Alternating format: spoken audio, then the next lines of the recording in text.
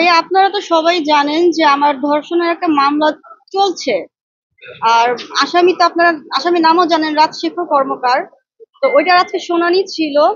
তো আমি আজকে এসেছি, এসে দেখলাম যে আমার যে ম্যাজিস্ট্রেট ওনার নাকি বদলি হয়ে যাচ্ছে। তো আজকে বদলির দিনে সে কোনো শুনানি শুনবে না বা কোনো কাজ করছে না।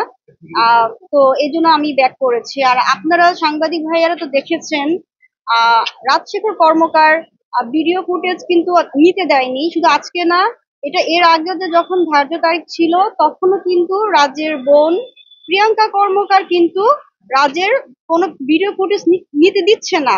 তো এতে আমার কোনো আফসোস নাই, কিন্তু বাংলাদেশের জনগণ কিন্তু একটা কথা সবসময় জানতে চায় যে আমি নূপুর কেন একা নিউজ দিচ্ছি, রাজের ফ্যামিলি কোনো নিউজে নেই বা কোনো বক্তব্য দিচ্ছে না, প্লাস হচ্ছে রাজ কেন নাই।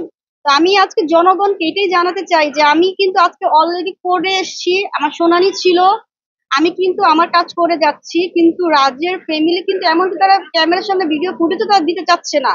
তারা যদি সৎ হতো, তাদের জায়গা থেকে, রাজ যদি সৎ হতো নিজের জায়গা থেকে, সৎ সাহস নিয়ে কিন্তু ক্যামেরার সামনে দাঁড়িয়ে বলতে পারতো নিজের কথাগুলো বলেনি। এটা আমি কি ধরে নিব? নিজেদের দুর্বলতা। আর মানুষের দুর্বলতা কখন হয়? যখন সে দোষী হয়।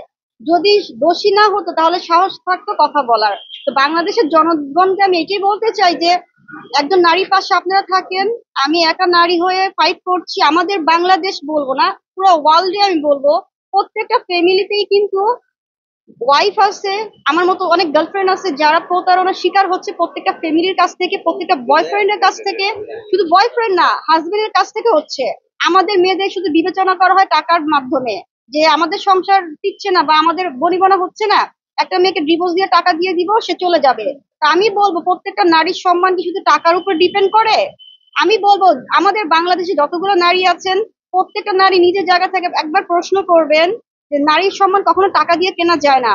অথচ দেখেন, রাজের ফ্যামিলি আমার সাথে যা করছে, রাইট করছে না। আমি আগেও বলেছি, এখনো বলছি। এবং আমি আরেকটা কথা বলবো, একটা মানুষকে যদি আমরা খুন করতে চাই, আমি ক্যামেরার সামনে এবার বাংলাদেশের সবাইকে একটা কথা বলতে চাই, একটা মানুষকে যদি আমরা খুন করতে চাই 2 লাখ থেকে 5 লাখ টাকার ভিতর খুন করা যায়। অথচ আমি যে মামলা করেছি, মামলাতে আমি লাখ লাখ টাকা খরচ করব। আমি বলবো কোনো ভুল ডিসিশন নিও না, কারণ আমি তোমার লাইফ থেকে জীবনও সরে যাব না, মামলা শেষ হয়ে যাওয়ার পরও সরে যাব না। কারণ তুমি যা করেছো মামলায় সমাধান হবে না। যদি মামলা সমাধান হয় আলহামদুলিল্লাহ, করেছি, আমি আমার অধিকারটা চাই, যেন আমার সাথে কোনো অন্যায় না করা হয়। তবে আমি এতটুকুই বলবো, রাজ আমার সাথে অনেক অন্যায় করেছে, রাজের বোন এবার মার কথা শুনে।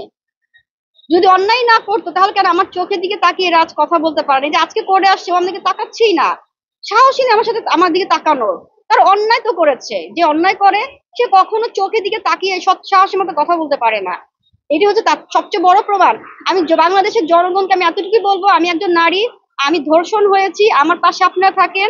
আমি যদি প্রতিবাদ করতে পারি, আজকে আমারটা দেখে বাংলাদেশের যতগুলো নারী আপনারা আছেন সবাই প্রতিবাদ করতে শিখেবেন, কারণ নিজের অধিকার কখনো আপনারাই ছাড়বেন না। এটা আমি আপনাদের সবাইকে বলবো, প্রত্যেকটা নারী কথা বলতে শিখতে হবে। যদি আপনারা কথা বলতে শেখেন, কোনো পুরুষ, কোনো মা বোন, জামাইয়ের মা বোন এবং বয়ফ্রেন্ডের মা বোন কখনই আপনাদের প্রতারণার জন্য, মানে আপনাদের মানে হাজবেন্ডকে বা বয়ফ্রেন্ডকে কখনো আপনাদের জীবন থেকে সরাইতে পারবে না। প্রত্যেকটা মেয়েকে কথা বলা শিখতে হবে। আপু, আপনি কোর্টে আসলেন, সে আপনার দিকে তাকাচ্ছে না, বাট এর দ্বারা কি বুঝা, আপনি কি বুঝতে পারছেন যে সে কি আপনাকে মেনে নেবে কিনা? কি মনে করছেন? আসলে কি ভাইয়া, যদি রাজ আমাকে মেনে নিত বা যদি মেনে নিত তাহলে সে করে আসছে কেন? তা আমার কথা, তুমি যদি না মেনে নাও, ধর্ষণ মামলায় যা রুলস আছে তোমাকে সেটা মানতে হবে। কারণ তুমি তো মামলায় আসছো, কোর্টে আসছো না। তুমি যদি আমাকে অ্যাকসেপ্ট না করো, ওয়েলকাম, বাট মামলার রুলসে যেই পদক্ষেপ আছে সেটা তোমাকে অ্যাকসেপ্ট করতে হবে। কারণ তুমি যদি অ্যাকসেপ্ট না করো তাহলে আমাকে অ্যাকসেপ্ট করো। তুমি মামলা অ্যাকসেপ্ট করবা, মামলার রুলস অ্যাকসেপ্ট করবা, নাকি আমাকে অ্যাকসেপ্ট করবা? সো আমি এই প্রশ্ন আমি রাজকেই বললাম। কারণ